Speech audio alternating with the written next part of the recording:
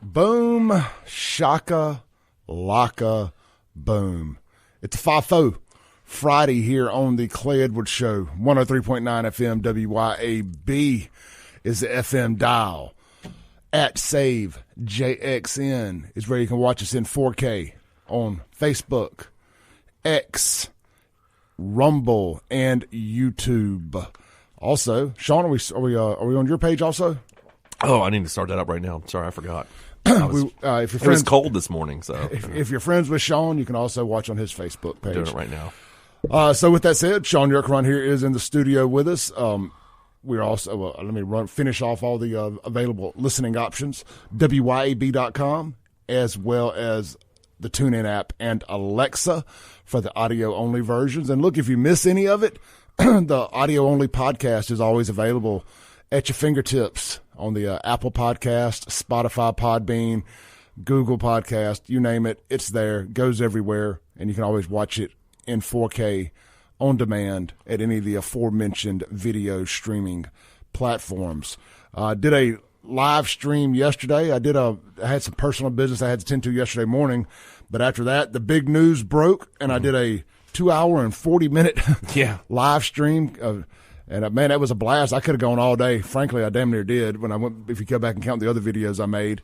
But had Kingfish joined me for the first hour to really break down this entire thing that Shaun and I are about to break down even further. It's what we do this for. It's what we've been waiting on. Oh God, yeah. This is why I breathe. Frankly, is to live for moments like this. The first domino fell yesterday. Not the first domino, but the first significant domino to implicate the mayor. The one that put it together, I think. The one that put it together fell yesterday. Yeah. Yesterday we began the journey to save Jackson. November 5th we'll begin the journey to save America. And I'm here for it. It gave me a little shot of energy to know that, to have to see all the other mainstream media outlets around here have to, and it's going to sound like I'm poking at WLBT. I'm not. I understand that they have rules and regulations and everything they have to follow by. So the reporters tiptoeing around some of the things that I can say, it's not their fault. I thought CJ LeMasters did a phenomenal job yesterday on their live stream. They did a good job. He really did. You could tell that it pained them to have to feel like it pained them to have to admit that their mayor's trash. Yeah, I don't know. I mean, I think they wanted to say it though. Did you not get that from that? Did you not feel that way? I don't know, man. I just feel like it's been it's been so weird the way they've covered it. Now, it's not CJ in particular, but just the mainstream media around here in general. No, I'm with you on that. I feel like CJ's different though. I feel like CJ's really, really done a good job. Yeah. CJ has. I mean, I think he's exhausted with it. Yeah. Just never getting any information out of these people. But the mainstream media around here has had their heads stuck so far up Chokwe's ass for the last 7 years that I guess they were scared they were going to lose access. Lose access to what? Melissa Faith Payne. Melissa Faith Payne was a rather, in my opinion, well-respected journalist here in the city of Jackson for what, WJTV or one of those? Yeah, something like that. Before she went to go be the communications director for Chokwe. Yeah. She is she's worse than KJP. She's the worst communications director that I have ever seen in my life. Can anybody show me anything she's ever said other than we don't have no comment? No, I can't recall anything else. Every news story I read from Melissa Faith Payne ends with WLBT asking, and WLBT is my go-to local news source. I look at APT every now and then, but 6 one way, half dozen other. It always ends with, we asked for comment. Melissa Faith Payne says no comment. They asked her yesterday, does the mayor have a comment about any of these this stuff? Why would he have a comment? And she got very defensive. Why would he have a comment? Because he's the only person that conspirator C could be, is why we want a damn comment. I wanted to ask you what you thought about that, that he didn't make a statement at all. Like, I thought that was crazy. Like, nothing. I mean, nothing. And nobody from the city council either. CJ brought this up in their live stream. Nobody from the city, and I guess we need to hit the reset button here. Yeah, sure. Let's say this, and we'll hit the reset button and bring everybody up to date that may not know what we're talking about. Okay. But what was that? Oh, I think that's my restream. Sorry, my bad. So I'm fixing it now. I got it. All right. So what was I saying? You were saying about the mayor making a statement. Yes. Okay. So nobody in city council's made a statement either.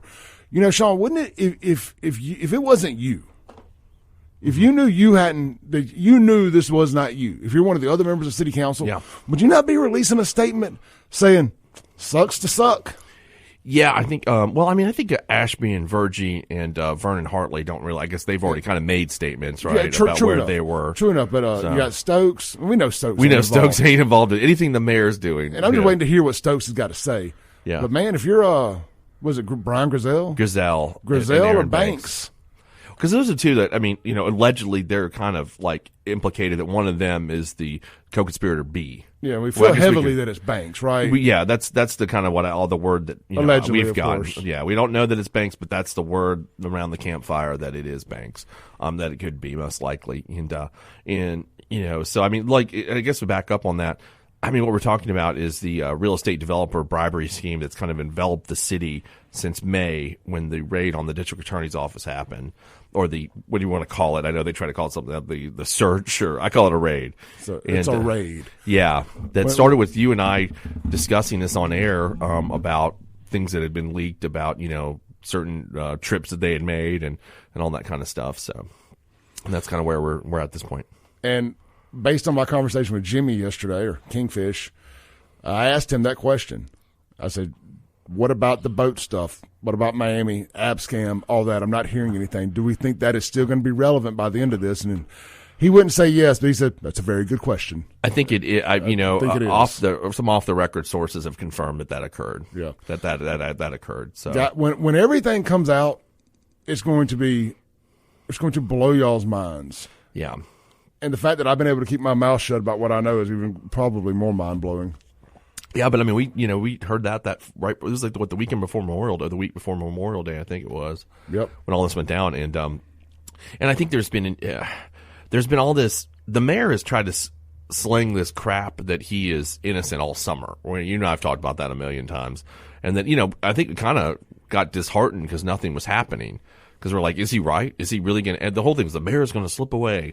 Well, if you read the bill of information from yesterday, and you think the mayor is going to slip away, well, then you need to get a pacifier. Because, you know what I'm saying? Like, if you think that the mayor reading that co-conspirator C, if he's the mayor of Jackson, which I'm going to guess 99% that's who that is, that he's going to slip away by a campaign contribution that was a campaign contribution and not a bribe is absolutely insane, because that's exactly what it was. Yeah, kudos to Kingfish for breaking this story. Yep, absolutely. You did a great job. Really, really good job. Always like to give people their roses while they're still breathing. Mm-hmm. Great job to Kingfish. He was hours in front of anybody else. Yeah, he was. He had it up. He sent me an email, I think you too. Like I was out going getting some at the gas station. I rushed back to my house so I could read the article, and then called him. I'm like, what the? Yeah, he texted me. He said, "It's up. Give me credit." Yeah, I was like, he deserves it here. I was like, I can better that. Yeah, I was like, get ready to jump on the Mazda of Jackson phone line, and let's talk about it. Speaking of the Mazda of Jackson phone line, 601-879-0002. If you guys want to call in, you got any questions or comments about the beginning of the fall of the Free the Land Mafia. Also, Clay, to talk about the what happened yesterday was a man named Marvay Smith. I think that's the way you pronounce it, Marvay. It's pronounced Marvay. Marvay Smith. Now, I looked at Marv because I would say it that way, but Marvay apparently is the correct way. And I think he's like an insurance salesman that was partners with the district attorney, Jody Owens. Yeah, so they went back and I guess they're partners maybe on some other stuff. I can't confirm or deny that, but they went and started this company this LLC or whatever to develop this once they kind of figured that the fix could possibly be in. Right. That's and they go way back is what people are telling me, that as Trump say, people are saying they go way back. Different. This is their boys. They're this would be like me and Corey getting into some stuff. That's exactly right. Yeah. It'd be like, well, Corey McDonald was involved, and then Clay Edwards implicated. Well, and then we kind of got the way the deal is, right? Yeah.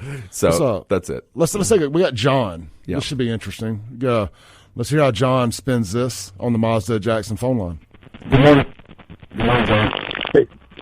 Yeah, y'all a little muffled on the phone. Can y'all hear me? Yeah, you are too. Yeah. John, hang up and call right back. I'll answer it immediately. Not sure what's going on there. Yeah, a little critter in the phone line there. Yeah, so they're boys. These guys are big time buddies. Apparently, is what everybody's telling me. And And Marve decided he didn't want to go to a federal pound me in the you-know-what prison, so he flipped, and which I don't blame him. So what I thought was really interesting was that when he got there yesterday morning, he was Mr. Not Guilty. Within 2.5 hours, he flipped his well, that's what they do. They flipped to guilty. Well, procedurally, that's what they've got to do. So, like, when they bring the bill, he's got to say not guilty, kind of like an arraignment, and then he was going to plead. It was always going to plead guilty. Okay, yeah, that was always going to happen. What I thought happened was that inside that 2.5 hours, they showed him. I in my mind, this went down like this. Mm-hmm. They pulled him to the side in a little room and said, "Well, are you sure about this? I mean, let's show you what we got. Let me hit play on this video or on this audio here. You sure that not guilty is your plea? Because if you lose in front of the jury, you're going to jail for the 5 years or whatever the max is." No, that occurred long before yesterday. Okay. What happens, the bill of it, let me explain it for people to understand. A bill of information is something that you're agreeing to plead guilty to. You've not been indicted. Or maybe he was indicted and they changed the charge. I don't know. But generally, and I do this all the time with clients, like, before you're indicted, you try to work out a more favorable deal. Sure. And to do that, you relieve the state or the federal government of indicting you, going through the grand jury process and returning an indictment, and you plead to what's called a bill of information. And you're doing that, the only reason you plead to a bill of information is because you're going to get a better deal than you would have if you were indicted. So this is something that, he's pleading to because he's going to get a better deal than he would have had he waited for the federal government to indict him. Gotcha. Yeah. All right, look, let's take a break. John, try calling back. The Mazda Jackson phone line, 601-879-0002. We'll get the critters worked out of there, I hope. If not, we will figure out an alternative route for phone calls this morning, because we ain't missing no calls. I want to hear from you guys. This is a day that we can all celebrate. A day that will live in infamy, right? Well, I don't know about infamy. Infamy for them, glory for the rest of us. All right, we got Shaun Yurtkuran here in the studio with the Yurtkuran Law Firm. Shaun, plug yourself real quick. Yeah, I run the Yurtkuran Law Firm over in Fondren. I do criminal defense and DUIs primarily. If you mess around this weekend and you don't want to find out, give me a call, 601-906-9094. I can explain this process to you, what a bill of information is, an indictment, and all that kind of fun stuff. And just give me a call. All right, if you're watching online, stay there. Shaun and I will be chatting with the chatters during the commercial break. We'll be right back.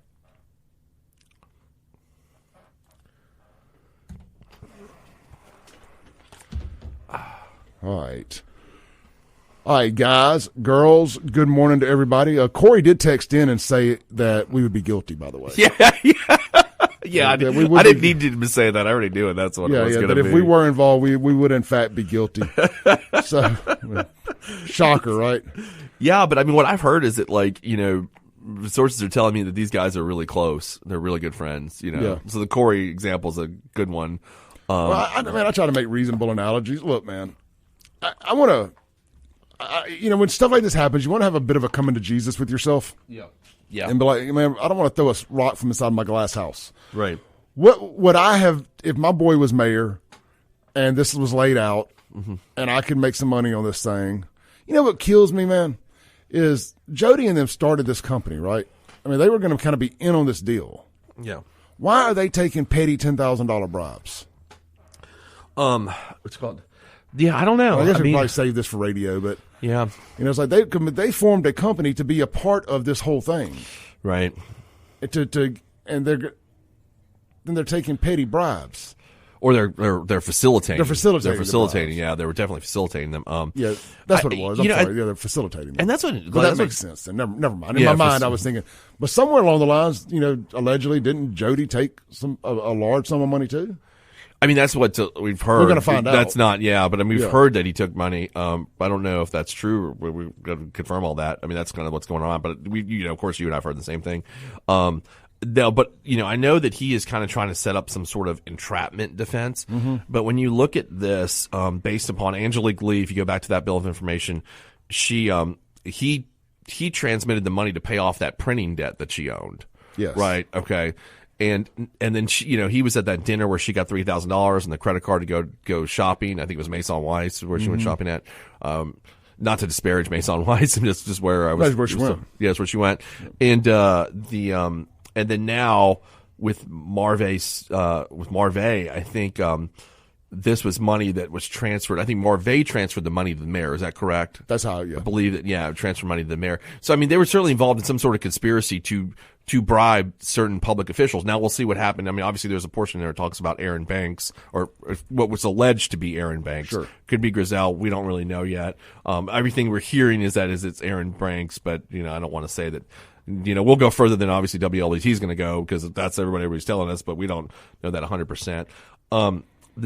So like there seems to be this like conspiracy to bribe public officials, essentially, is what's going on between Jody Owens and Marvay Smith.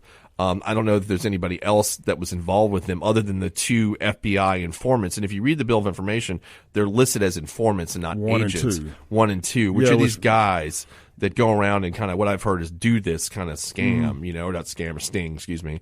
And so they facilitated between Jody and Marvay. And who, like, so I mean, I think people also confused is, since Jody Owens is the district attorney, you'd think it'd be involved of him giving bribe, but that's not what's happening here. He's actually the one, him and Marvay are the ones actually bribing people, you know, through the informants, so they're giving them money to facilitate the bribes to the mayor and council members.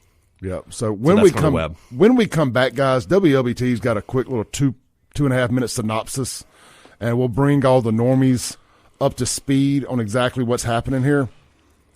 And I think that should give us a nice little reset that we can dive into.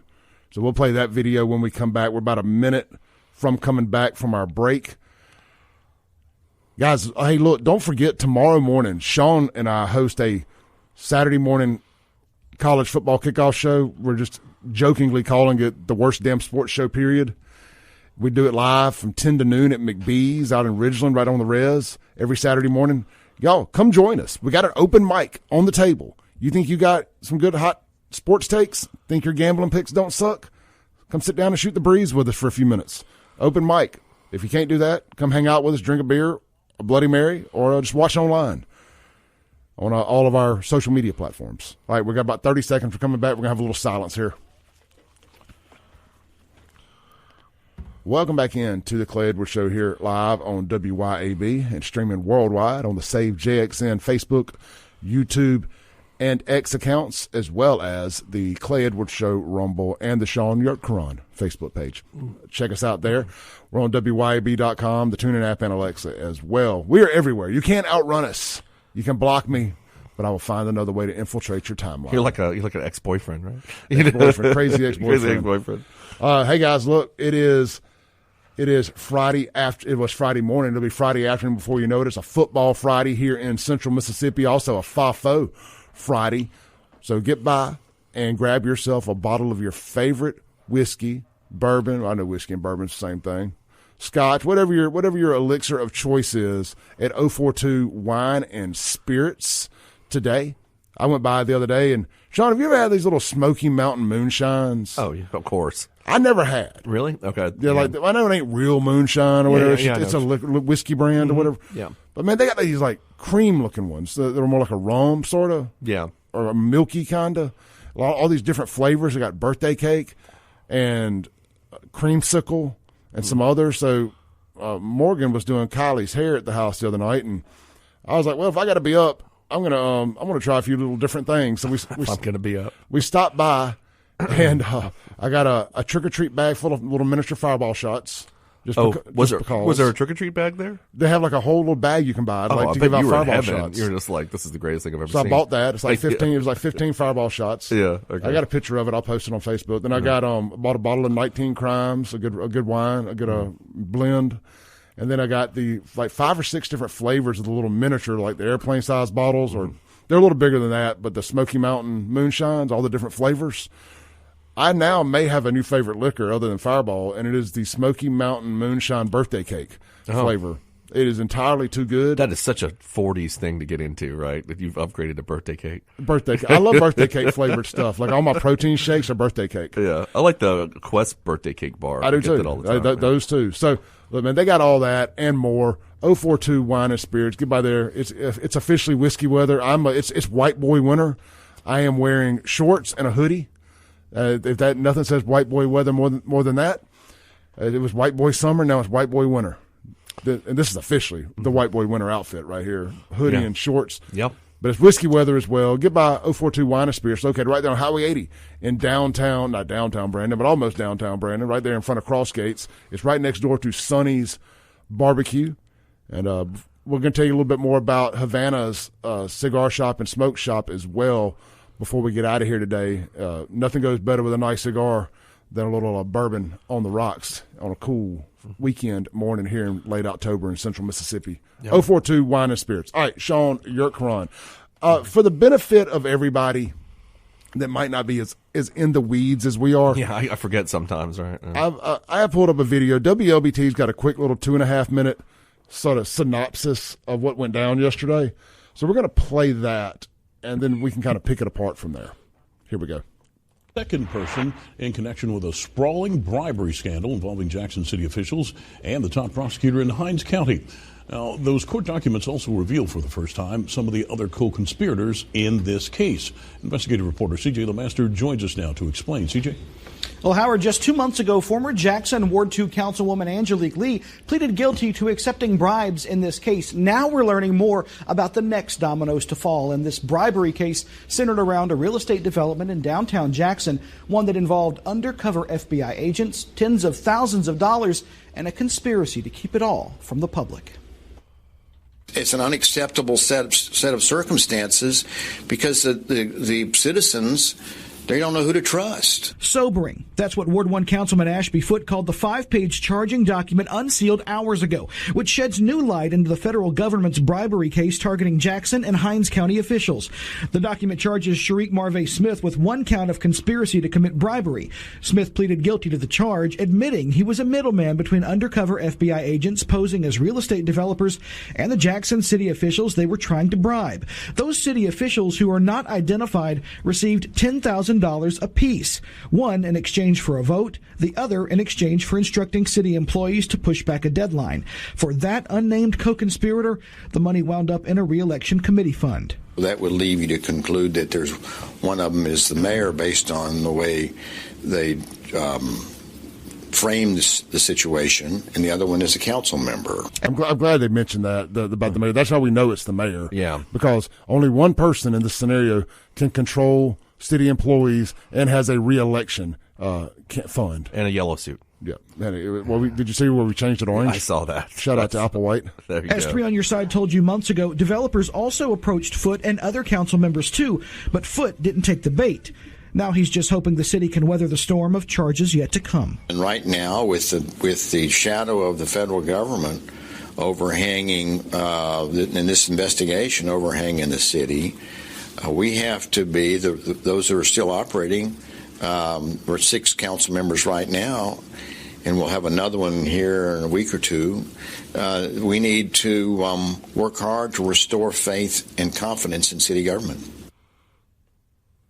Now, we asked the mayor's office to respond to that implication revealed by investigators today. Spokesperson Melissa Faith Payne says they don't know anything other than what's already been made public, and it would be inappropriate to comment. Courtney Ann? That's actually not what she said. She said, why would the mayor say anything, is what she said. Because he has the right to remain silent. Anything he can say will be used against him. That's why. That's exactly That's exactly it. Here's the exact. I went hard on Melissa Faith Payne in my video, my separate video I made about this. I want to read this real quick. It says, Jackson Director of Communications, Melissa Faith Payne, provided the following statement. We don't know any more information than that was already been made public. It would be inappropriate. See, they changed it. This is not the same thing that she said yesterday. She specifically said yesterday, why would he have anything to say, like all defensive, caping. She was all caped up for Chokwe. Yeah.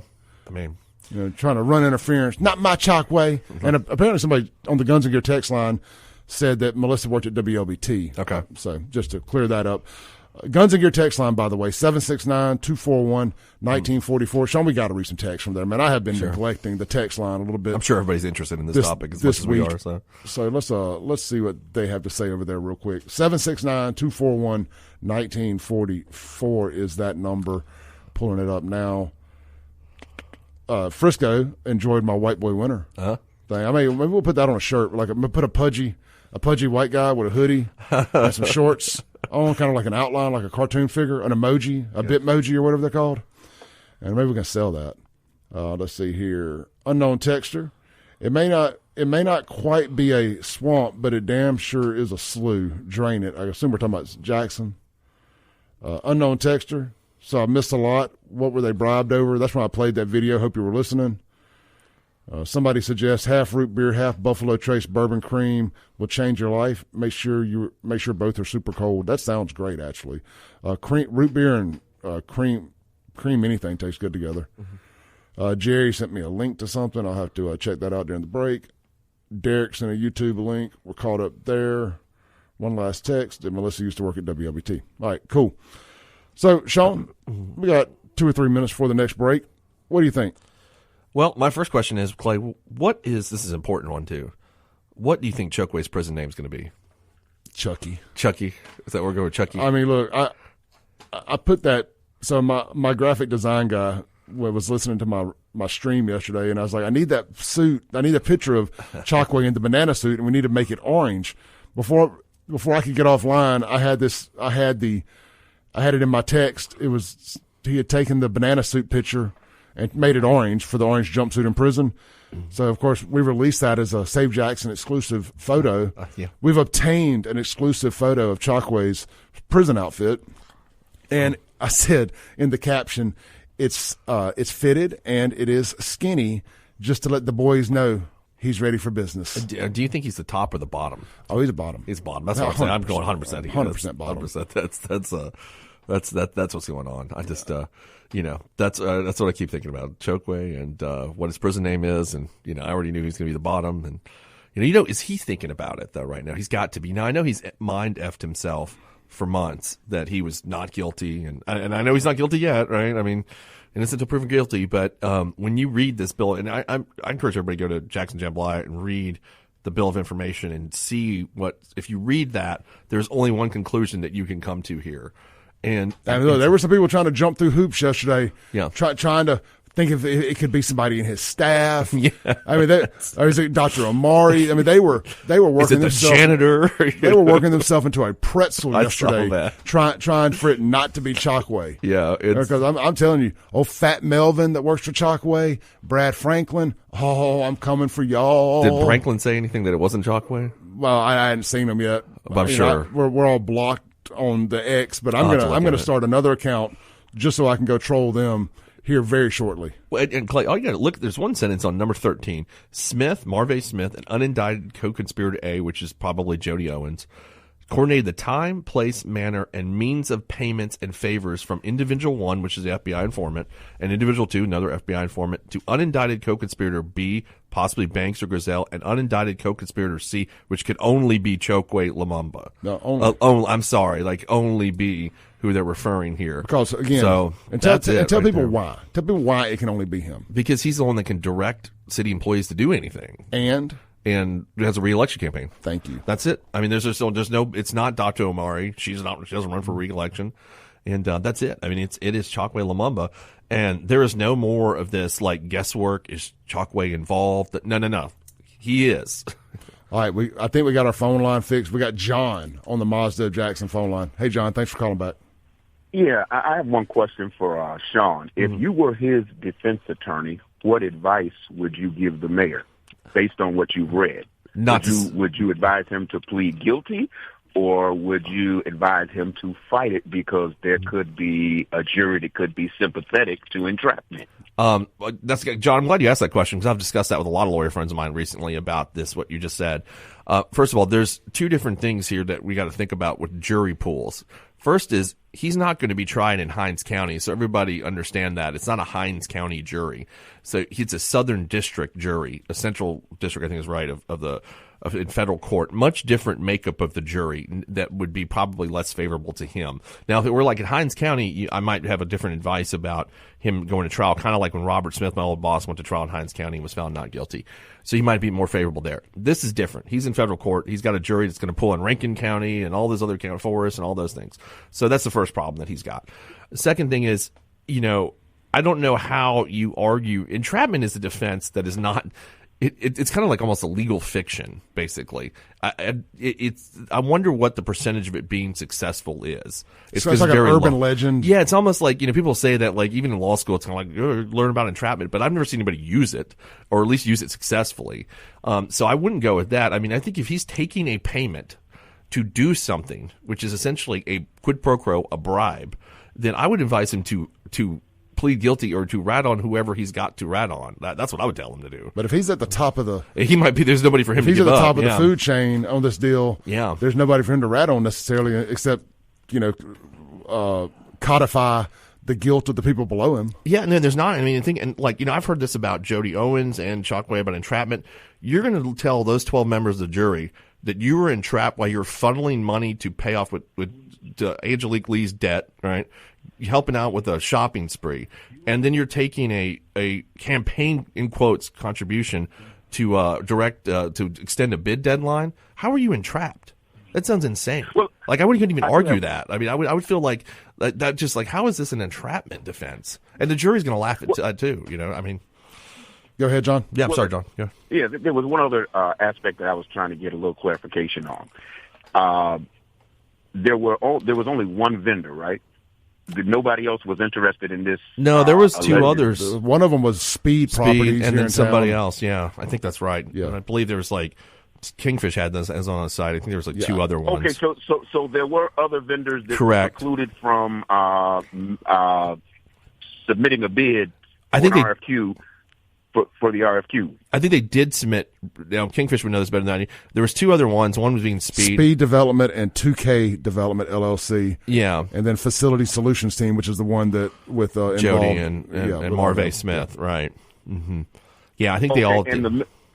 And you would have to have the council to be complicit to vote to accept the bid from a specific contractor that the mayor presented to them. That's correct. Yeah, and I think that's what they were doing with Angelique Lee and possibly Aaron Banks or Brian. I don't know which one it is. And then they were hoping. You get three, and you're hoping for one of the other people to just go along to get along. Yeah.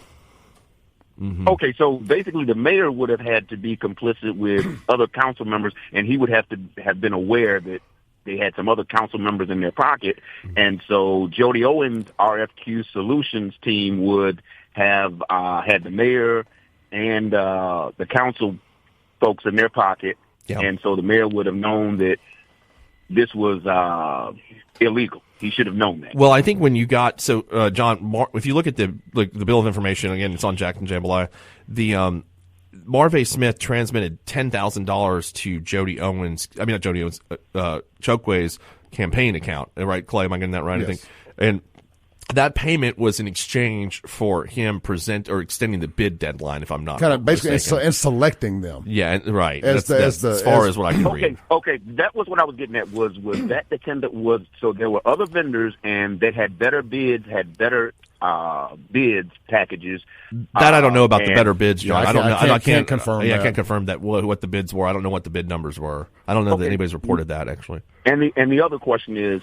It is, and if it is a quid pro quo, meaning that the mayor, that you weren't just making a campaign contribution because you could, you were saying that. And now, did the mayor? Now that is illegal if you make a campaign contribution to receive a favorable bid. Yeah.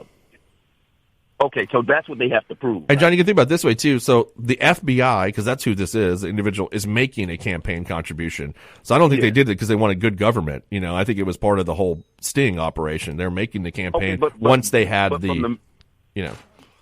from the mayor's perspective, if he was looking at this, not knowing that these are FBI agents, and somebody says, "Well, I support what you're doing, Mayor. I think you're doing a great job. I want to make a $10,000 campaign contribution." Mm-hmm. Is that illegal? No, I mean, I think if you can make, I made campaign contributions. I'm sure you have, we all have, to friends and stuff. I mean, it just, I want good government or, your, whatever it is. Yeah, you could do that. I mean, that's what people make campaign contributions. What you can't do though is organize some sort of quid pro quo, which apparently is what happened here. Also the $10,000 came from the feds to Smith, then to Chokwe. They have a digital trace of where the money started versus where it ended. Yeah, but what I'm getting at is, did the mayor see it as a quid pro quo, Or do you have him on tape saying, okay, if you give me $10,000, you make $10,000 donation to my campaign, then I can make some things happen with this bid? I'm guessing they feel like they have that evidence. John, we're way over. I got to take my break, brother. Okay, thanks, so that's John. what I was asking you. Yeah, we'll unpack it on the other side. We'll be right back here on WYAB. Welcome back in to the Clay Edwards Show here with Shaun Yurtkuran on 103.9 FM WYAB, and of course online everywhere you can imagine at SaveJXN. I think that's the best way to say all that. Yeah. We got Shaun here in the studio. This segment is going to be brought to you by our friends at A1 Gear and Auto. Guys, if you are having any automotive issues, check engine lights on, heater ain't working, it could be so many things. Brakes squealing, rattling, shaking, shake, rattling, rolling.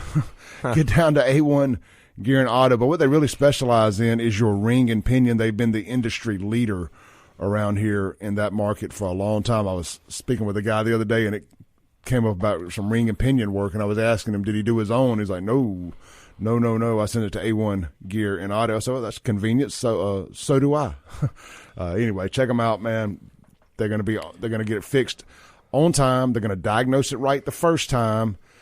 And it's going to be fixed for the price that they said it's going to be fixed for, unless they run into something unforeseen along the way. And then they will have a conversation with you about that before they move forward. They're not going to just fix it and be like, oh, yeah, it was an extra $1,000. I knew you wouldn't mind. That ain't going to happen down there at A1 Gear and Auto. Go see Justin and his team today. Justin personally diagnoses everything himself. Mm-hmm. Justin's the owner. Been a mechanic, I guess, his whole dang life. But good folks over there, man. You're doing business with like-minded individuals when you do business at A1 Gear and Auto. Again, fixed right the first time and fixed right on time. I can't tell you how important that is when you're down a vehicle. You share a vehicle with a house, you got two vehicles, or you don't have an extra vehicle. I ain't got to explain to y'all how much of a pain in the butt it is to be down a vehicle. And needing to know how long it's going to take to get it fixed is very key if you got to rent a car or borrow a car or any of that other stuff. Not going to have that problem at A1 Gear and Auto. Check them out today. Highway 49 South, Florence, Mississippi. If you're heading south on 49, it's right there on your right. Big white building, big red sign. Check them out. Online also at A1 Gear and Auto. All right, Shaun Yurtkuran. We got a call we need to take real quick. Yeah. Hey, thank you for staying on hold. You're on there. Hello? Shaun? Hey. Clay, great job. This is Dixon. How you all doing this morning? We're doing great, brother. How you? All right. Thank you for your reporting, and thank Kingfish as well, because, like I said, what you just said a few minutes ago about some of us being in the dark is with regards to the local media. Hey, you're right on time, so thank you for the good work you're doing. Yes, sir. And I just had one scenario to throw out. You all said the mayor is the top of the chain. There's nobody else to squeal on. Well, is it in the realm of possibilities that there may be someone else, say a member of our congressional delegation, that he might be able to drop a brick on? I'll hang up and listen. Keep up the good work, guys. Thank you, Mr. Dixon. I don't know. I think any of that, one of our congressional folks, let me unpack that. If he's asking if it could have been one of our congressional folks, no, because they can't control city employees. Right. Just in case I misheard him, let me answer that first. Could there be could one of the congressional folks be involved in this? Man, I've heard all kind of things. I've heard that lobbyists are involved. Yeah, I've heard all sorts of stuff, and I've heard that some lobbyists have agreed to cooperate. Yep, heard that too. You know, one of their dads is a mayor of a local city around here, so I've heard. You know, I won't say who, but let y'all figure that out. Yeah, and so we'll see. We'll see.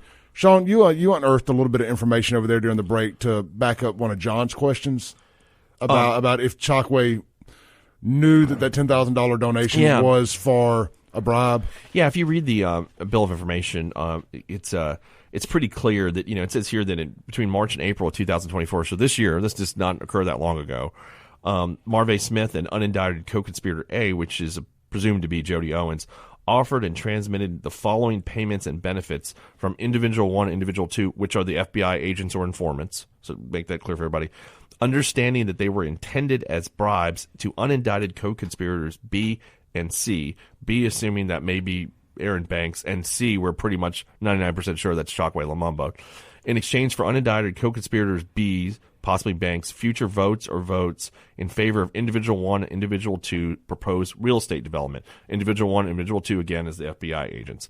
And in exchange for unindicted co-conspirator C, and also notice they call him unindicted co-conspirator C, Chokwe. I just think that's kind of funny. I know, in B for banks. B for banks, right. Oh. Direction to one or more city employees to move a deadline in favor of individual 1, individual 2's proposed real estate development project.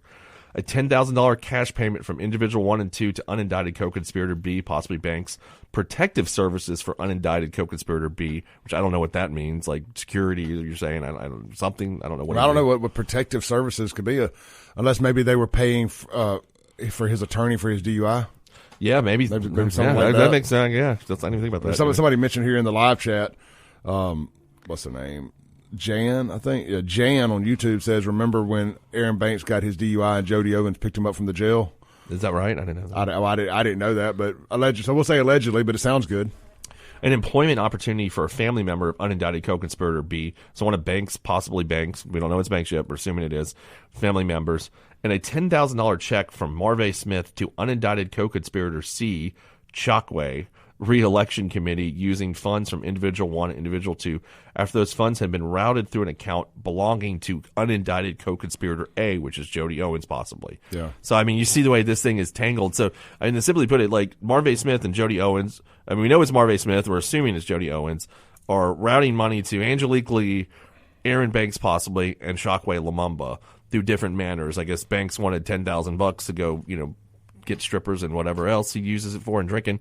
And then Chokwe wanted it in his re-election. I guess he thought he was being smart, right? That's what I assumed that he thought. All right, man, we ran over big time that last segment. We got to take another quick break here. Stay tuned with us. We're going to stay with you live online. Radioland, we'll be right back in 4 minutes.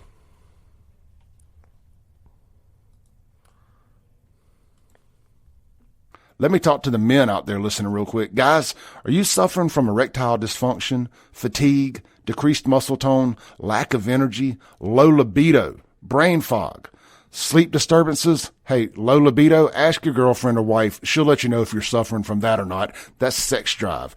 If you'll text my name, Clay, in all caps to 601-327-8550, 601-327-8550, Men's Health of Mississippi and the Clay Edwards Show are going to hook you up with a free testosterone screening. They're located in Madison, Mississippi at 120 Fountains Boulevard. You can check them out online, menshealthms.com. But one more time, text my name, all caps, Clay, to 601-327-8550 and get your free testosterone screening scheduled today.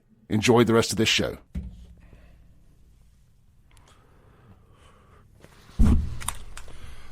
All right, guys, let's we're about to have a lot of break in a short amount of time because we ran 7 minutes over on that phone call with John, but it was pretty interesting. So it is what it is. Let's catch up on a few of y'all's chats here. I think that's a good way to go.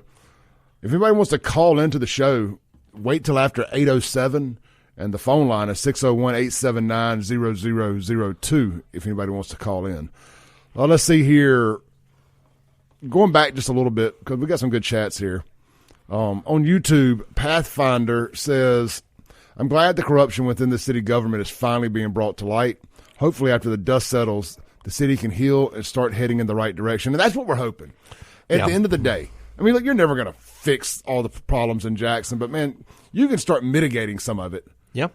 I mean, look what the Capitol Police have been able to do by just doing their damn jobs. Just like, 3 years, pretty much? I mean, really, 2, Yeah, 2, yeah. I mean, what a market difference, if it's done. If you could just sprinkle some responsibility like that across the rest of the city, a lot of good things can happen. And then, you can start seeing some economic development, because that's what all this needs to lead to.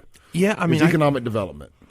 And, there's money goes where it feels safe. As long as we elect the right people, too, right? Yeah. I mean, I've heard there's some names for DA one that I've heard particularly I really like, or two, actually, that I know personally, right? That I feel like would never be corruptible. You know what I mean? Those two people particularly. I won't name them, but maybe I will at a later time. But that I think would be really good for the job. You get someone there in the DA's office that's responsible, and I'm not saying Jody Owens. Well, actually, I am saying in terms of the Anthony Fox thing for sure. But you get the DA's office handled. You get somebody in the mayor's office that gives a S, right, for once, and I don't know who that person's going to be. I think there's people out there. I was talking to a friend of mine. He works over at Jackson State's black professor and good guy. And we were talking about Kenneth Stokes, and I said, why? I know this sounds crazy to everybody, but you and I have discussed this privately a lot. Like, Kenneth Stokes was the bane of the white community for so long and all that stuff, but he's kind of changed. Like, his hero arc is different now. He's seen everything in the city, and kind of both of us agreed that he would be the best person for the job at this point. It's crazy. I know that sounds to people, but I think because he's just seen it all, and now it's like, okay, this is not what we're going to do. And he actually cares about saving but apparently his health is not good, where it's just not going to happen. I mean, I would be here for Stokes, like if it was a temporary thing. Mm-hmm. I don't know that. We need Stokes as a 4-year. We need somebody who can come in and be a bull in a china shop, and that is very economic development driven. Stokes has still got some issues. He does. I mean, he certainly does. He's still a very progressive. But he's not going to fight. I mean, he's going to fight crime, though. I believe he'll do that. I do believe he'll do that. I agree. Because he's been a backer of the Capitol Police when everybody else, on the council up there hasn't. Because it's in his ward. That's where everybody's dying. I mean, he sees that. But I agree with you. He might not have the stamina for it for 4 years. I think you're probably right about we might need somebody younger. But who that person is important, because do we want another Chokwe's young? You know what I mean? Like, do we need that situation? And so we got to find the right person. I just don't know who that person is.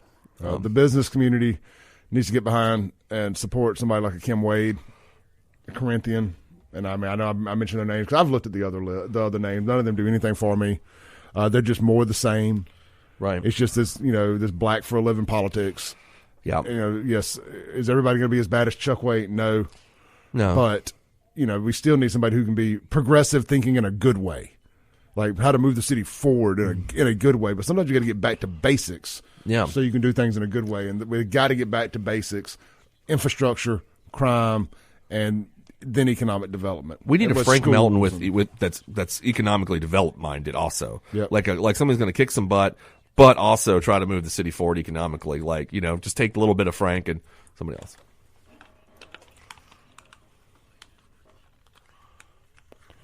Welcome back in to the Clay Edwards Show here with Shaun Yurtkuran. We got about 2 minutes to go before our top of the hour break. I hate to lump a bunch of breaks in back to back to back like that, but it happens every now and then when we run over. But, I'm not one to interrupt a good conversation. Yeah.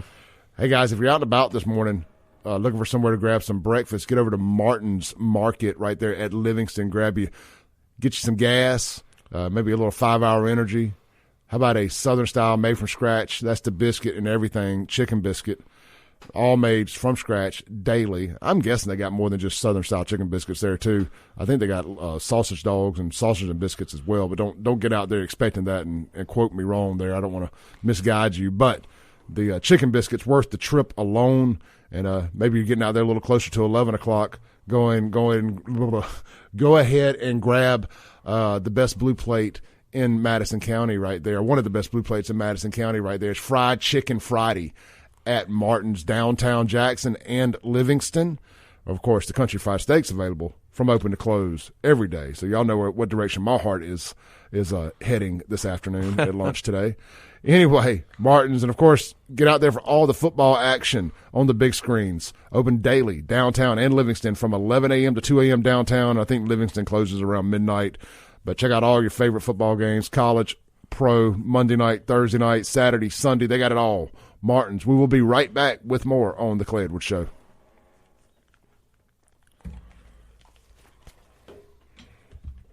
Let's stay online. Yeah. Cool. All right, online audience, we ain't going nowhere. We got 7 minutes before we're back on the radio, so I'm going to run back through some of y'all's comments and stuff here. I think that's the best way to take the show. Max, what's up, Max? Rocktography, one of my Rockatanky. I can't read this morning. It says prison name. Chokwe's prison name will be Choke. Yeah. He'll be doing a lot of that. He's probably doing a lot of that now anyway. Yeah. The sausage peddler, speaking of choking, says that lined out beard is going to get all twisted up. Yeah. Then this is epic right here. The sausage peddler on X says he is going to be somebody's skinny little Lucky Charm. Right? If we had him in green, for sure. Oh, I mean, but you ever notice how he dyes the tip of his beard? Gray. I think it's so funny. It is. Okay, so look at my beard, for instance. Yeah. It's literally it's gray. It is what it is. Right. You know, it's gray. Mine too. Yeah, I get it. And it's gray coming out the base. Yeah. Coming out, the roots are gray. Like, it doesn't like black here. Then It's not black. Your beard does not turn gray as it gets longer. Yeah, like, so he dips it in there to like, it's like, it's frosted. Yeah, it's frosted gray. You got the frosted tips. Yeah, that's what I think he does. I'm pretty sure he does. I'm pretty sure he does. I probably got a picture of him. He's not going to be able to do that in prison, though. It'll actually turn really white then. It'll be white when he gets there. If he's dyeing it, it won't. No, I'm saying, like, when he goes to prison, like, his whole beard will actually turn white. He won't be able to dye it. It'll just turn white from being constantly in fear. Oh, yeah. You know, like, just when he's made somebody's prison bee. You know? Yeah, let's see here. More to chats. Do Me Next says, I believe that was one of the mayor's supporters that called in, or it may have been his boyfriend. Talking about John. Mm. Yeah, John was trying. What John was trying to do was walk us into saying that the mayor may not have known what that money was for. Yeah, that's what he was. That's what he was efforting, was trying to back us into suggesting that maybe the mayor could be innocent. I mean, and I wasn't far. I was giving him enough rope to hang himself, but we weren't going there. I can assure you. I mean, we're all adults here. Let's just be real, right? Yeah. I mean, come on. Of course he knew what it was for. The jig is up. Tammy says lobbyists are involved in all Mississippi politics. Look, I don't have a problem with lobbyists. I'm friends with a bunch of lobbyists. I have no problem with lobbyists. I mean, that is the business model that we use for politics right now. And as long as it's the business model, I don't fault any of them for taking advantage of it. But I have a problem with is these that are doing illegal stuff.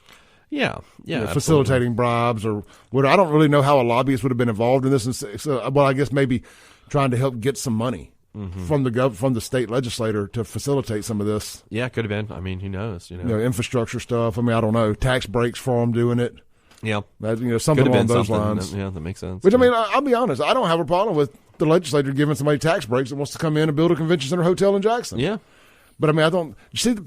Here's the problem with a lot of these type does into hustling. He'd probably be pretty wealthy. Yeah, but he'd rather be broke hustling than doing things the right way. Yep, that's true. Brad says just burn Jackson to the ground and start over. You know, unfortunately, it feels like that is the path of least resistance at times. Kara says, "Do you think he'll do prison time?" I do. Oh, yeah. And that's not just wishful thinking either. And I'm going to get on. I got a little rant in store for y'all to start off the second hour.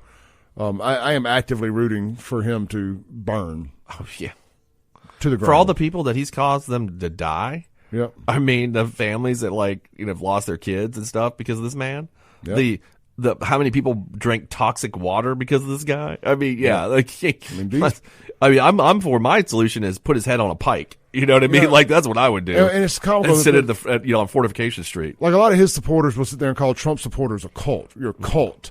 Man, you guys are a cult because, say what you want about national politics, to have been a witness to and to have been a citizen under Chokwe for the last 7 years and to still sit there with a straight face and pull for him and think that he has your best interest in mind, you're an absolute idiot. We're coming back from break.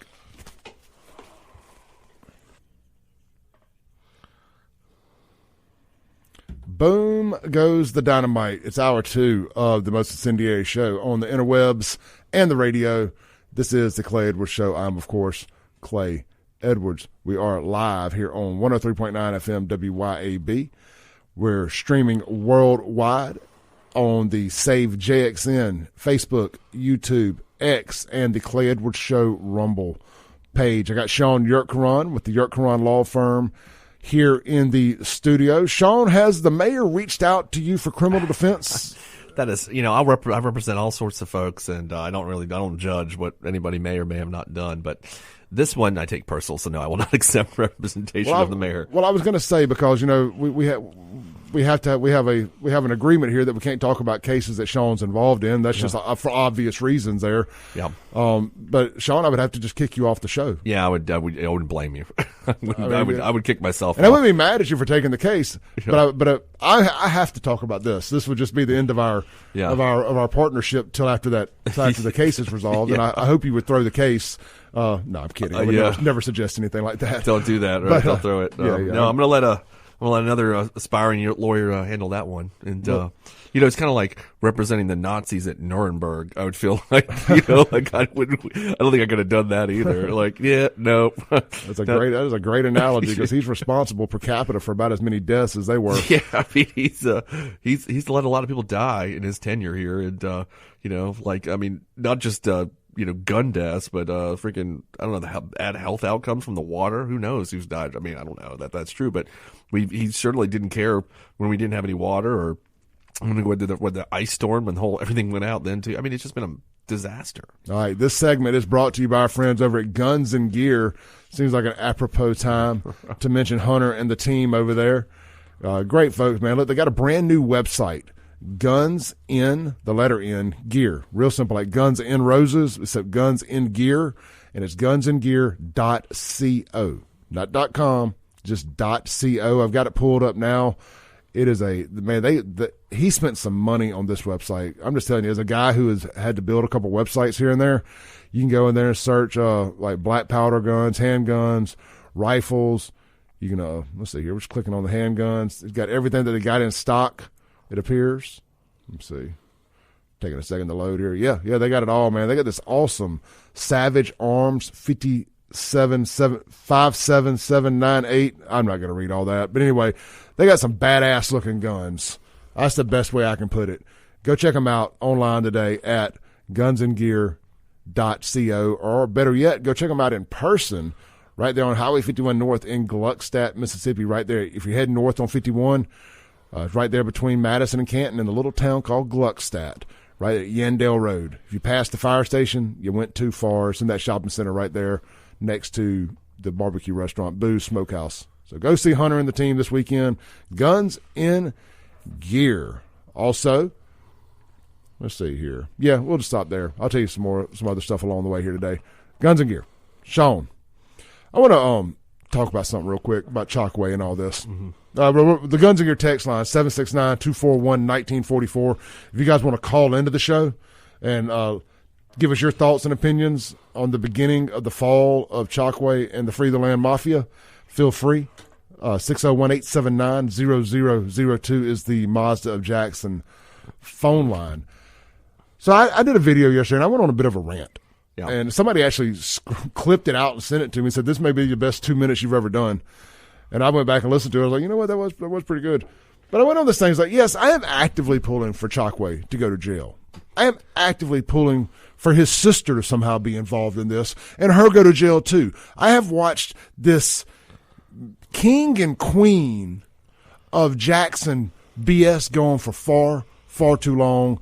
They have tried to rule Jackson like it is their birthright.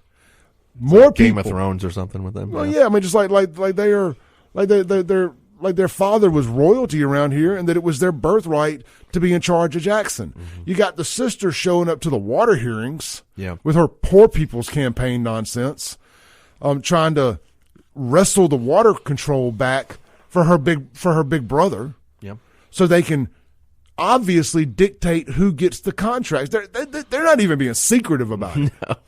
They're telling you these contracts need to be going to these minority set-asides. They're just like some carnival hucksters, really. I mean, they really are. And what pisses me off even more is the fact that so many, I would say 70% of the citizens of Jackson just go right along with this stuff because they just feel like, hey, you know what? They're getting theirs. And they look like me. They're getting theirs. This is reparations politics. You go, boy. You go, girl. I'm fed up with it. Shaun, do you know that right at 1,000 people have died in this city? Yeah. Since 2017? Since Lumumba Jr., July 17, since he took over, right at 1,000 people. We're 8 murders away from 100 for the 5th year in a row. Yep. You know what he is, actually? I thought it. You know those little sucker fish that sit on the side of tanks and suck the algae off, right? Mm-hmm. That's the Lumumbas. That's what they're doing. They're sucking the algae off of the city. That's what I feel like they do while everything's dying. Yeah, their folks, and their folks came down here in the 70s from Detroit, and they said, where in America are the dumbest bunch of idiots that we can go play this race nonsense on them while we get rich and they get poor? Mm-hmm. and they'll go along with it because all we got to do is say racism and dangle this black carrot in front of everybody. Yep. And that's what they've done. Mm-hmm. And in the process, they've ruined race relations in this town. Hurt them big time, yeah. I mean, absolutely hurt them, because I have no problem telling you now, I don't want to be around these folks. Anybody that buys into this, I don't want to be around you. You know, if you start every sentence off talking about something needs to be black this, black that, that's just, I'm going to leave the room just like I would if somebody said everything needs to be all white. I don't want to hear that crap either. Yeah, I mean, I've been around people that have said that, and I'm like, all right, I'll see you later, dude. You know, yeah. I mean, that's just, yeah.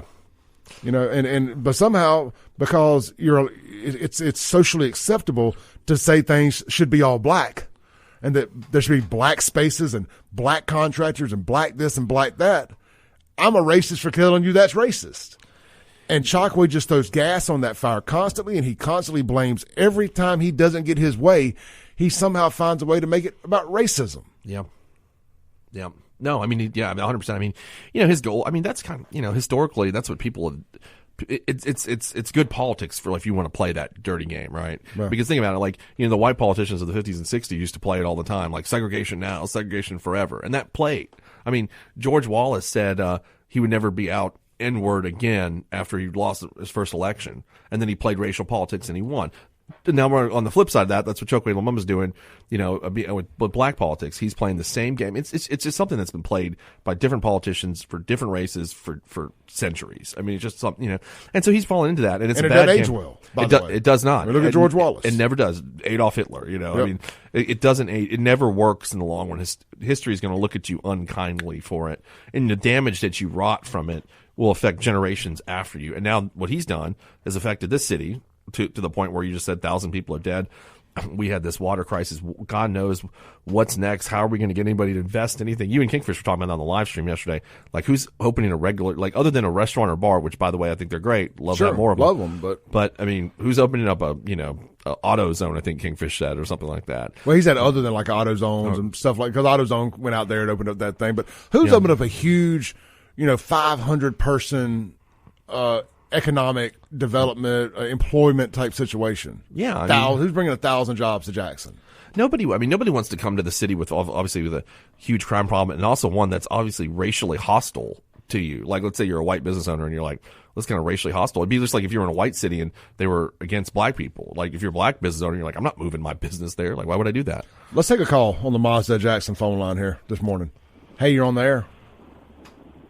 Oh, yeah, good morning. Look, I'm traveling, so I may lose your signal. But I'm trying to find out who this person is. I came in late, brother, when you were telling us about who the person was that pled guilty. That's Marvay Smith. He's business partners with Jody Owens. Okay. He's business partners on this with this development company they set up so they could put this bid in to do the convention center hotel. Yeah. Okay. So he's in business with Hinds County D.A. Correct. All right. Thank you so much. Appreciate it. Yeah, brother. Good work. Safe travels, my friend. Let's take one more call real quick. Sorry. Hey, you're on there. Yes, this is Alonzo. Hey, Alonzo. I was just calling to tell you that I've been a big fan of yours, and I appreciate what y'all do. And for about 2 years... Sorry, go ahead. I apologize. Let you know the way that you're on this thing with this Jackson thing with Chokwe and trying to get this thing straightened out, man, because it's really ridiculous how this city looks. I work in South Jackson, and I actually live in South Jackson where I work.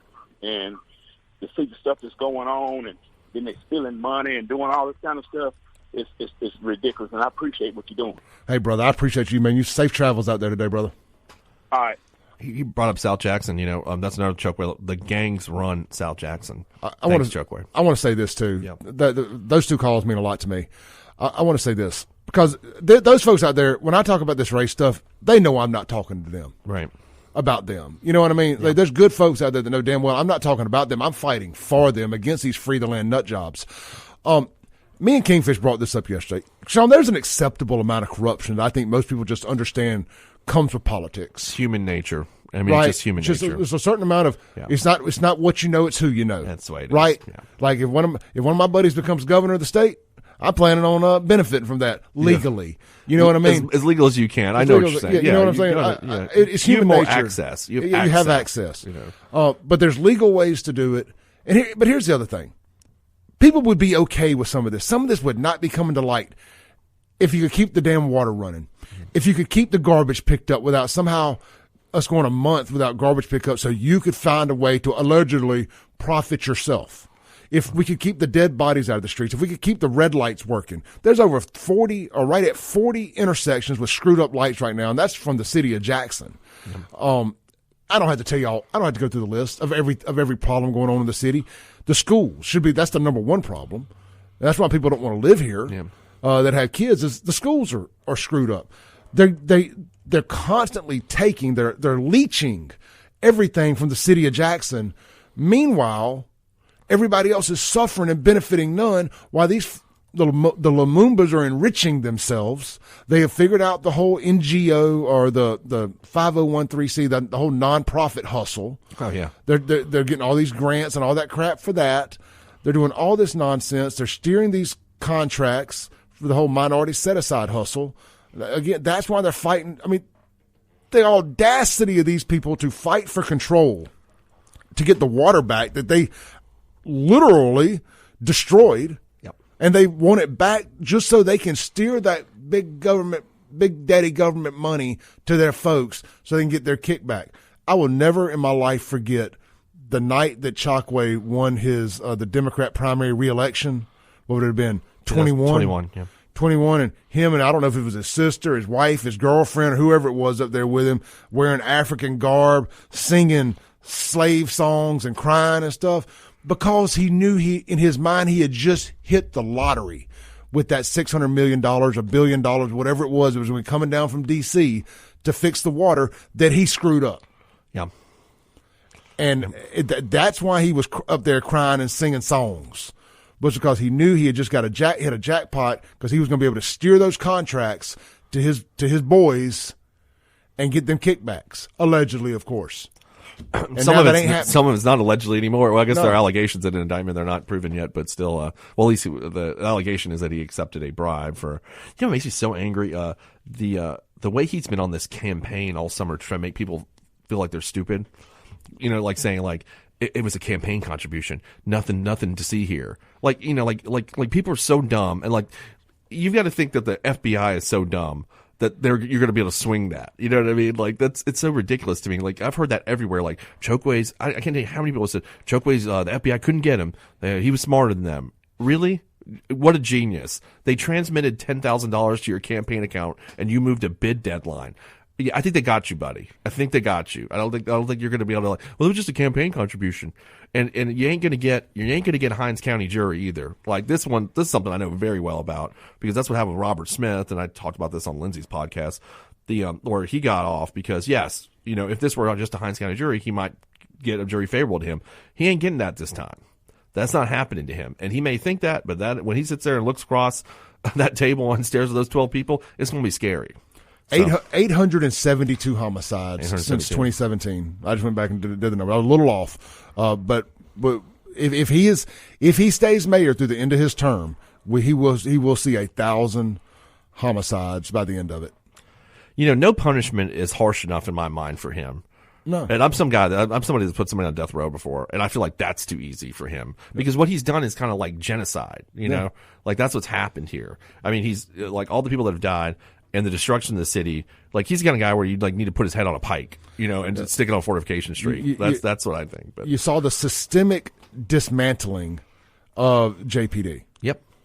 And by taking all the teeth out of it, and you see what happens. Let's take a call, but we're going to have to make it quick on the Mazda Jackson phone line.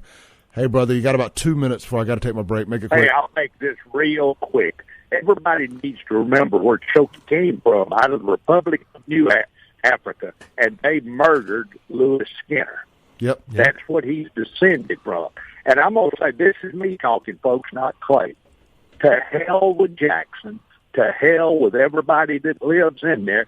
You don't vote that trash in. So you deserve what you get. That big fat pig, N.E.I. Stokes, you vote him in. over and over again.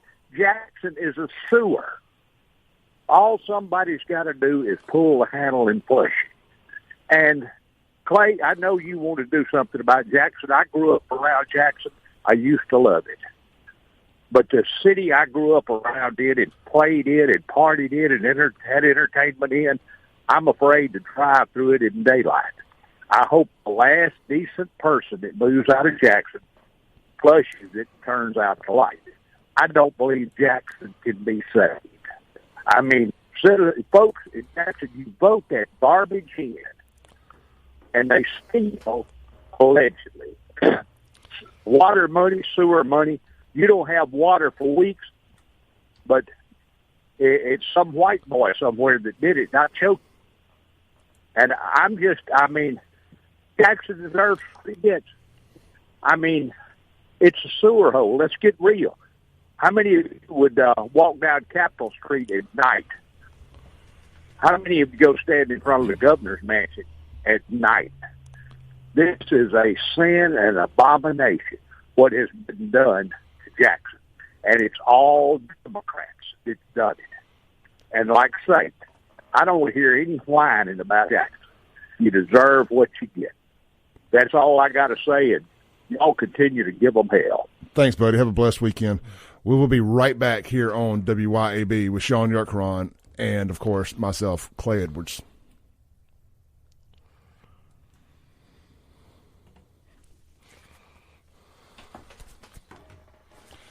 All right, so I can appreciate Buddy's passion there, but I will slightly disagree with him on a few things there. Yeah. Jackson can't be saved in the sense of it getting back to what it was, but parts of Jackson can be salvaged, and everybody in Jackson didn't vote for this, and everybody in Jackson, everybody in Jackson didn't vote for this, so therefore everybody in Jackson doesn't deserve what's going on. Only 13,000 people voted for this, really, if you think about it. That's the great travesty. Yeah. In all this is 200,000 people live in Jackson. 13,000 idiots, and I'm going to call them idiots because, 200,000 some odd people live in Jackson. 13,000 people voted for what was it? Did 13,000 vote, or did he get 13,000 votes? He got 13,000 votes.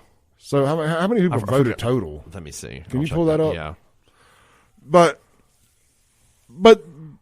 what he said, though, is the sentiment of so many people who are fed up. It was like Kingfish and I were talking about this yesterday.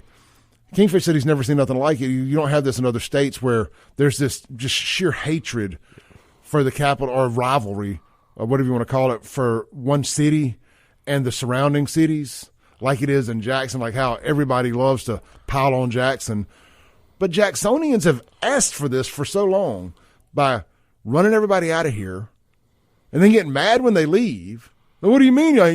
I can't sit here and continue to treat you like a tax slave and not give you anything in return except more crime, more potholes, more murder. And you don't want to live around that? Well, you must be a racist. Total of 17,466 votes were cast in that election. 13,220 went to Chokwe. 69% of the vote he won. 69%. 69%. 13,000 people. And, only 17,000 whatever voted. How many people in the city of Jackson? 170,000? Around 170? Somewhere between 184 and 200,000, give or take. Okay. And what is the voting age population? I wonder what that is. Now, I'm supposed to believe that Jacksonians actually partake in the census. Yeah. Yeah, right. That's true. Yeah. But how many? I wonder what the percentage of that is the voting age population. We know it's more than 17,000 people. Let's just say it's half. Yeah, half or whatever. 100,000. How many are convicted felons that can't vote? Yeah, right. So, this should be an easy election to win, is my point. If people can actually get off their ass and, this did not be hard. We probably got 13,000 friends. If we've killed a vote, that's insane. That 13,000 votes caused, this kind of lunacy. Well, they got all what it is, and it's all these. They use the Benny's bus mentality. I'm not saying Benny's paying for the bus, but they use the whole Benny's buses stuff. This Black Votes Matter group comes in, and they pick all these people up. They pretty much tell them who to vote for. Yep.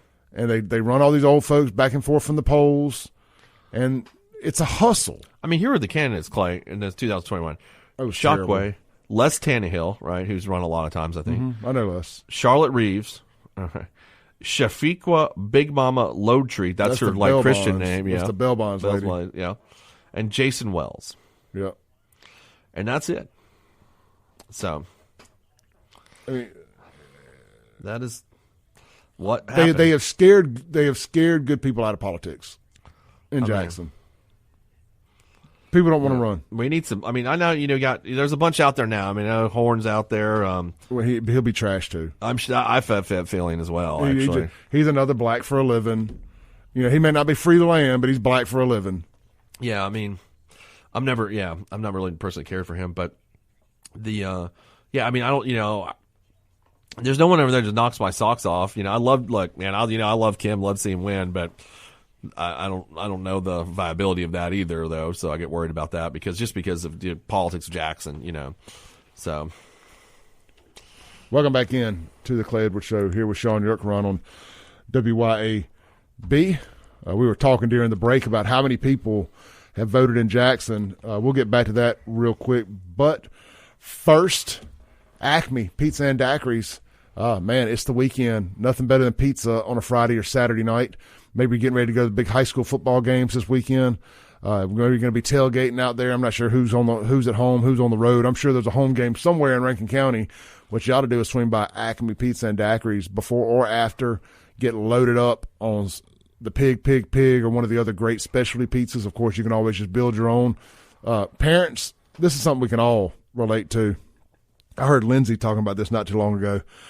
That is always trying to get everybody to be able to agree on eating one thing is really impossible because everybody likes different stuff. Yeah, sure. And when you have more than one kid or yourself or whatever, try the Wheel of Flavor over there at Acme Pizza and Daiquiris. You can put up to 3 different pizzas on one pie, even their specialty pizzas. You can pile it on there if you want to try something different, experimental, or maybe somebody just likes pepperoni, maybe somebody just likes cheese, and maybe you got that one weirdo that likes pineapples on their pizza and nobody else does.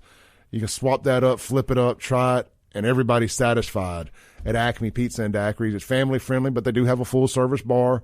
They have live entertainment on the weekends. There's no cover charge to get in ever.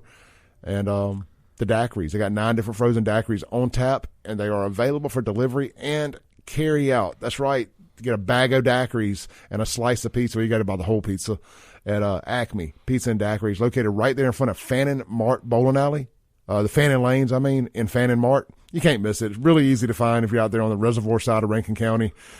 Check out Acme Pizza and Daiquiris. And the proprietor himself, Mr. Chip Matthews, maybe he'll sit down and tell you a good story. Hey, real quick, something really cool. This is a free plug here because it's for a good cause. Fred Cerami was on Chip's show the other day. Oh, yeah, listen to some of that. Fred owns Cerami's restaurant. People know Fred's a legend around here. Yep. He has a grandson that is that has some health problems, and they are doing he raises money every Friday. He's got an old school hot dog cart, and he sets up there on Lakeland Drive right in front of Cerami's. Y'all know where it is. It's Cerami's. If you're heading east down Lakeland towards Castle Woods, as soon as you pass Dogwood, there's a shopping center on your right there. I forget the name of it. Fannin Market, Fannin something. Anyway, it's right there past Dogwood on the right. Cerami's restaurant's in there. He sets up out front with his hot dog cart, and the money he's trying to raise money for his I think it's his grandson's medical expenses. I will be by there today because I got to stop by the salon there right by it and see somebody. But with all that said, I'm going to be partaking in it today. Maybe you'll see me there if you get by there. Me or not, swing by if you're in Rankin County. If you're not, if you just want to do something cool, man, you pick your kid up from school, or maybe you got your young one with you today, swing by and grab a hot dog, an old school hot dog from Mr. Cerami. That'd be a cool experience for a kid to experience with their parent. Because what kid doesn't love a good hot dog? Yeah, I don't know which one doesn't. Yeah, I still love a good hot dog. Oh, yeah. I'm gonna tell you, if Mr. Cerami's cooking it, it's a good hot dog. I bet they ain't using no middle of the mall hot dog meat, so it'll be good. I don't know. I just thought about that. It's been on my mind all week since I saw Fred in here the other day. And I wanted to make sure I mentioned it today. It's beautiful weather.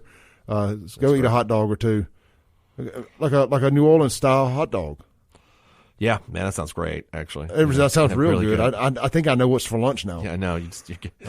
Have I sold you on a good hot dog? You have, kind of. I know that. I'm thinking about it too. I know you didn't care for the sauerkraut thing. I love that stuff. I remember last week. Yeah, so I went with a lot of sauerkraut. I like everything else on it, like pile it up with the sauteed peppers and onions and everything. Yeah, but the I don't care too much for the sauerkraut itself. But yeah, I'm gonna get by there. Y'all go see Fred today, man. And hey, look, man, maybe the hot dog's $1, maybe it's $2. I don't know.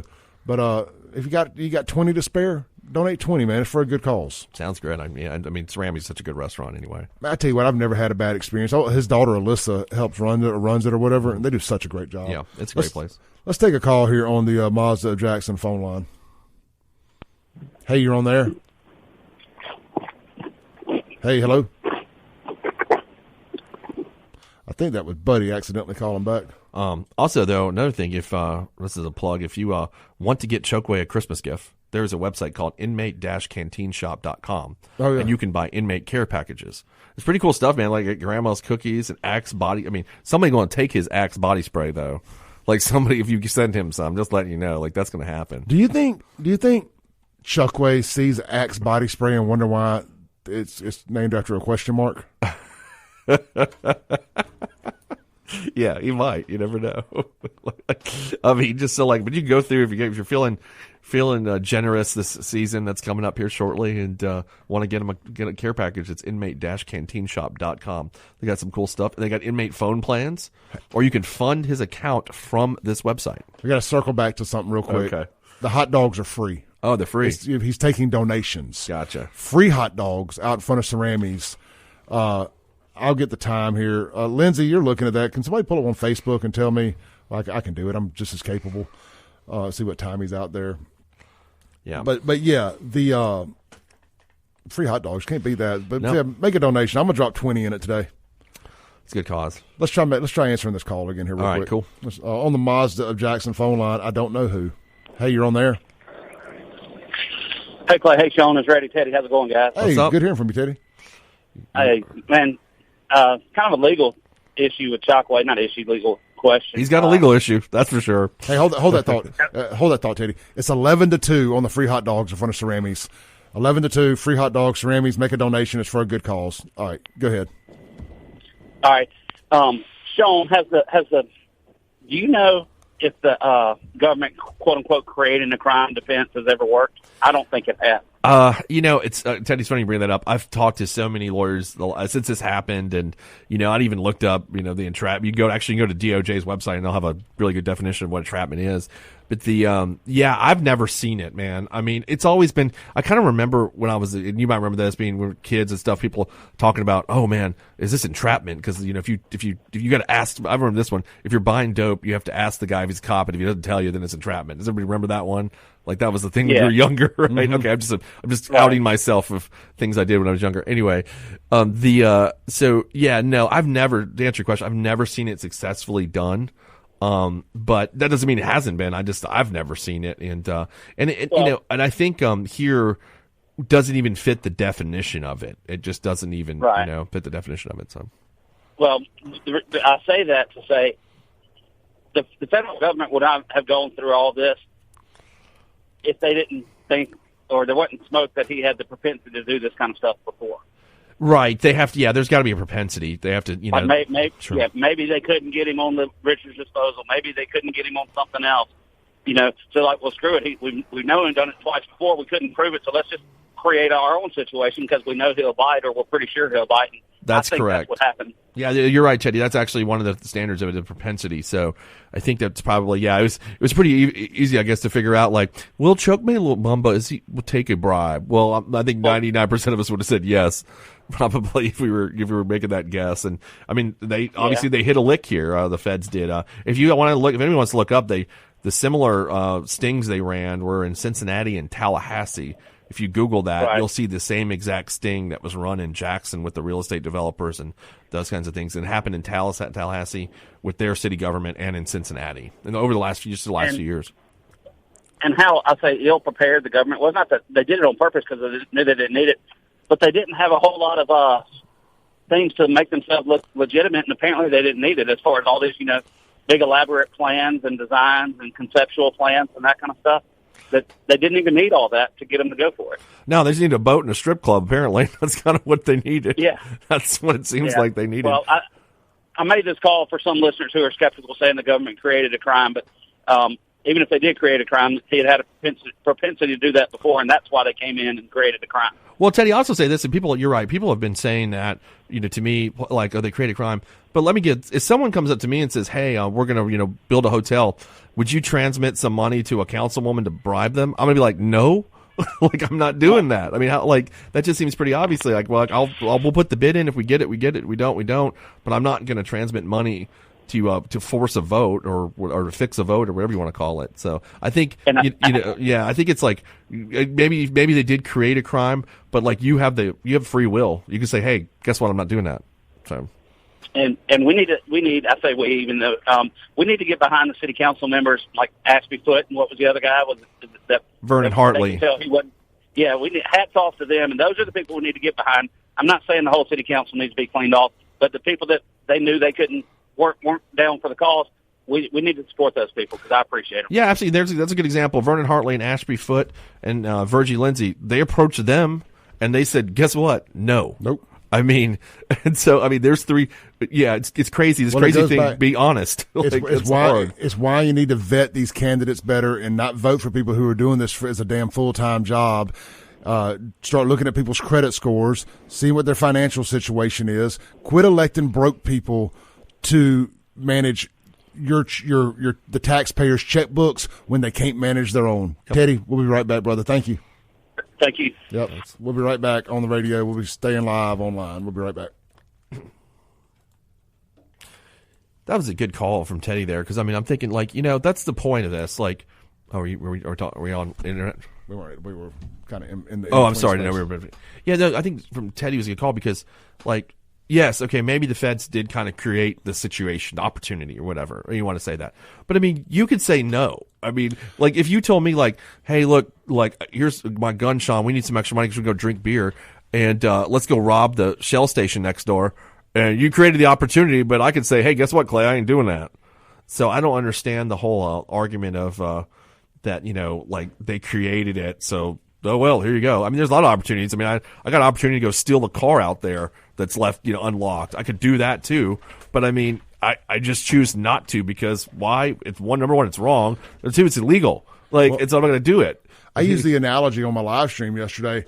It's like when somebody hires an online hitman. Yeah. You know that's the government. Right. Yeah. Is there ever the hitman online? The minute you give them the money, you are now saying that I want this person killed. Yeah. This is beyond a conversation. I have now hired you. It's conspiracy. Right. You have agreed, whether it was a setup or not, you walked into it and you gave them the money to follow through with it.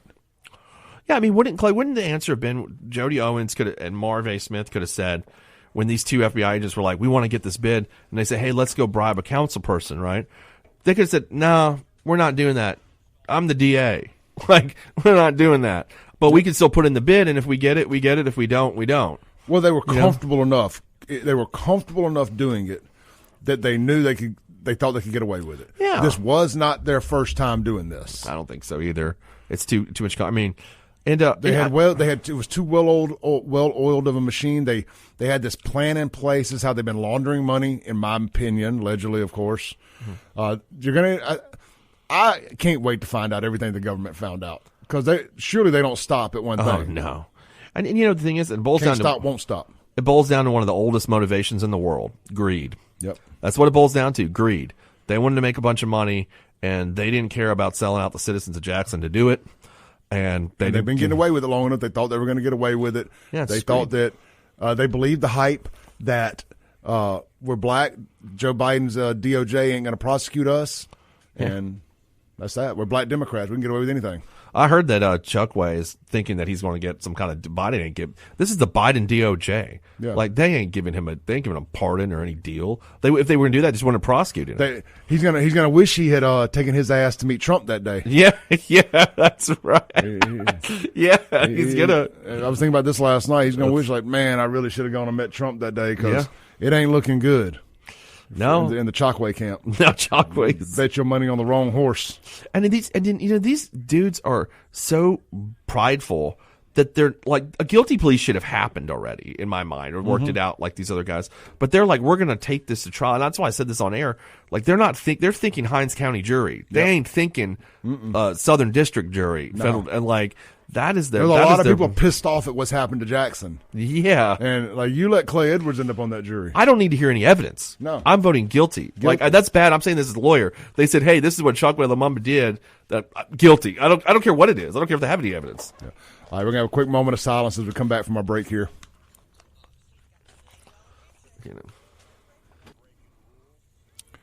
Welcome back in to the Clay Edwards Show here with Shaun Yurtkuran with the Yurtkuran Law Firm on a Fafo Friday. I know you guys watching online, you see my Fafo hoodie here looking very good. Look at them guns. You can get one just like it online today at buyfafo.com. Got all sizes in stock, ready to ship. Buyfafo.com. Other styles also available, shirts and more. I'll be out and about all weekend, so if you see me broadcasting live somewhere and want to grab a shirt or a hoodie, I will have them with me. More information online about that. Real quick, speaking of getting out and about this weekend, Havana Smoke Shop in Jackson and Havana Cigars on the Res are going to be your premier destinations for hand-rolled premium cigars in the Jackson metro area. Olivier, Arturo Fuente, Liga Privada, Romeo y Julieta, I'm sure I'm butchering that, Macanudo, Monte Cristo, and Perdomo cigars, just to name a few, are available. Swing by at Havana Smoke Shop on 55 Frontage Road in North Jackson, or Havana Cigars on the Res right over there by the Spillway next to, or by Willie B's Smokehouse right over near Acme Pizza and Daiquiris. That one on Frontage Road, I used to hang out there a bunch. It's been several. I might go back now that you're reading ad rates. It's really a fun place, man. I've never been. I've heard nothing but good things. It's really cool. It's a good place to chill out, man. They have a little porch out back or patio or whatever. And if you're into cigars, I try to be into cigars, but I don't like do it enough. Yeah. I mean, it's a fun, and this would be a perfect day for that, considering the weather, and we have something to celebrate. We do. We have something to celebrate, the downfall of Chokwe Lumumba. I tell you what, I'm not a big hot dollar bourbon drinker. I like cheap Fireball, but this is the kind of day that I would crack open a nice bottle of Crown Royal or something. Oh yeah, nice hot dollar bottle of Crown. I mean, could you think about anything better to sit on that deck there and just smoke a cigar and, putting up newsreels about Chokwe going to prison? I mean, it's doing it in Jackson because we're like, wow, could this all come back now? Like, is it going to be a decent city again? Great way to celebrate. It is. I'm serious. I got a lot of errands to run today. Me too. And I'm gonna swing by and do. I may not smoke there on site, but I'm gonna swing by and visit those guys today. Let's take a call on the Mazda Jackson phone line. Hey, thank you for staying on hold. You're on there. Hey, yeah, I decided to call back. I thought I would have lost y'all's signal by now, but I have not. But the gentleman that called in and was just disparaging Jackson, I understand perfectly how he feels. But thank God for people like you, Clay Edwards, and others that love Jackson. And there are so many people that's living in Jackson that love Jackson and just hate the way it's gone. The zoo, Volume Hall, the water. We hate what we see, what this current administration, and he didn't do it all alone. It was done some time ago, but he didn't help in any. So thank God for you, Clay, and others that love this city well enough to continue to speak up for us. And I came here in 72, graduated from Jackson State in 74, and decided to stay here. And I'm trenched in. I'm here for life, and I just believe that there is yet hope for Jackson. I may be an optimist, but I believe that there is hope for Jackson. I do too. Just get rid of the current administration. We got to get them out of the way and get somebody in there that can just, you don't have to be great at this job. We need somebody great, but you don't have to be. You just can't be intentionally doing everything in your best interest versus the city's best interest. If somebody would just get in there and just do things with the city's best interest in mind. Don't gut the police department. Don't neglect things that need to be repaired. Don't hold on to vanity projects that are just losing money like the zoo. Some big boy tough decisions are going to have to be made in there, and then you can always circle back around to having nice things once you've corrected the things that have to be fixed. There you go. Sometimes the problem is just too big for you to handle and have enough humility in you to realize this is too big for us, so we need a little help. But no, we ego trip and say, we can do this alone. And yet still, we're going to hell on the handbasket. Yeah, I mean, look, I've got a lot of friends in the legislature over there, and Chokwe ain't never come down there and asked them for money. No. I've heard that. He ain't never going down there and ask for anything. They want somebody to work. They want somebody that wants to work, and it ain't him. Yep. Hey, great calls today, brother. I appreciate you, man. Stay safe out there. Enjoy your weekend. You bet. What a great call. He's called twice today. What a phenomenal call. Thank you so much for that. I needed to hear that. Yep. I guess the good thing about hearing that, I mean, you've been on this for a while. I mean, on this for quite a while, and I was on it before it was cool. Yeah. I mean, and finally, it's it's coming to fruition. I mean, really, which is what's great. And I understand that it's kind of like when we had Shad on here and he talked about the speed of the feds, and I guess it gets frustrating for all of us because I'm not blaming them. I mean, I'm glad that they've done a pretty phenomenal job. It looks like here and. Something that nobody else was willing to do, quite frankly. I mean, they weren't willing to do this and take on the political risk. I mean, let's be honest. Going after a black administration, a majority black city is a political risk, especially if you're a Democrat, like doing with the Democrat administration. So I'm glad they did it. And, it's nice to see it, because I mean, if they didn't done this, we'd be stuck in the cycle. Well, the Democrats, at some point, you have to sit there. If you plan on being a viable political party for any amount of time, you're going to lose all the people in the center if you keep ignoring crime. Right. Yeah. Whether it's coming from your ilk or not. Yeah. I mean, you've got if nobody's above the law, you got to start proving that. 100% for people other than Donald Trump. Yeah, exactly. Instead of wasting time prosecuting Trump on whatever the crime is of the day, and then maybe do something useful, which actually can have an impactful change on this trajectory of the city. Because otherwise, I mean, let's just face it. I mean, the next decade, we were going to lose the place anyway. I mean, if this is allowed to continue. Shaun, we got about 3 minutes left, man. Yeah. I want to circle back to something that we talked about online. We didn't get to bring to radio. The 17,000 people voted in the municipal elections in Jackson in 2021. Yeah. Chokwe got 69% of the vote, right? Yeah, something like that, yeah. About 70% of it. Yeah. 13,000 some odd votes. But let's just say that let's say 200,000 people, just for round numbers here, roughly give or take 200,000 people live in Jackson. Let's say 100,000 of them are of voting age. Right. So only 17%, right? Yeah, 17% of legal voting age people got out and voted. Right. I don't know what the national average is, but that seems really, really bad. Yeah. I'm assuming it's more than that. It's more than 100,000 people of age. I know you got to have a lot of felons and whatnot that can't vote. But man, a good candidate can beat these idiots. Yeah, they can. You got to get somebody that people fall in love with, like what they did with Donald Trump. You got to wake up people who are apathetic and won't change. You got to have somebody that can get out there and punch them in the mouth and get people fired up and excited about going to vote for them, not just voting against Chokwe. You got to get somebody people who are excited to go vote for. And I think that's the problem that the Democrats are having nationally right now is you got people who hate Trump and going to vote against him. And that seems to be Kamala's campaign is just, I want everybody that hates Trump. I know I suck, but just remember you hate Trump. Right.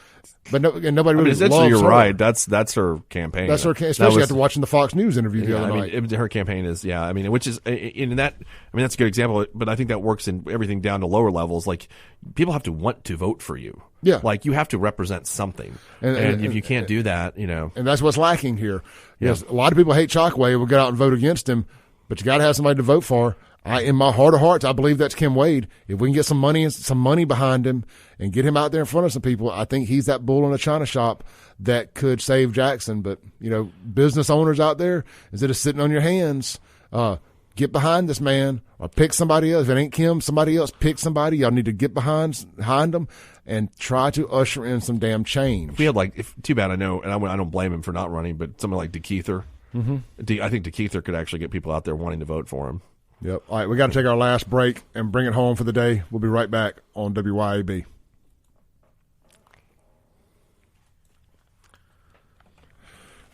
Sign off online here in just a second. All right, online, folks, what a great turnout today. This was, I think, our biggest consistent audience to date, which I figured it would be. Had a big one yesterday with the live stream too, but that was just from the house, not on the radio. So appreciate you guys. Hey, hit that share button wherever you're watching it right now so people can go back and watch this whole show from the beginning that may have missed it. I sure would appreciate it. And look, don't forget, if anybody's out in Ridgeland tomorrow morning, wants to stop by, hang out with me and Shaun, we'll be at McBee's from 10 to noon, and probably a little bit later after that, honestly, because I don't have anywhere I got to be. I don't have to be anywhere till 3. Yeah. So I'll probably hang out. Whatever game's on, I'll at least sit and watch one whole game. Mm-hmm. And then I'm going to a big fundraiser event. Everybody's invited out at Cypress Point, the old McLean's Lodge, big Jeeping for a Cure cruise in. It'd be a good time out there watching all the games. But meet us at McBee's, and if anybody wants to get there before noon, we got an extra mic. You got any hot sports take? No politics. This is a non-political show.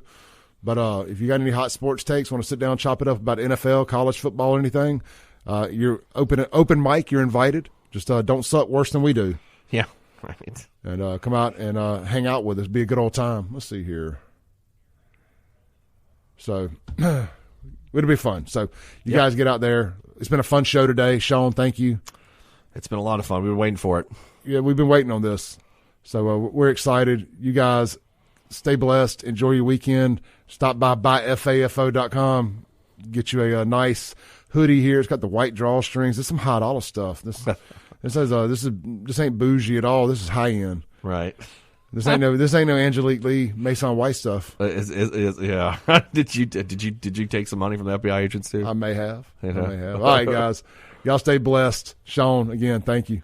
Peace out.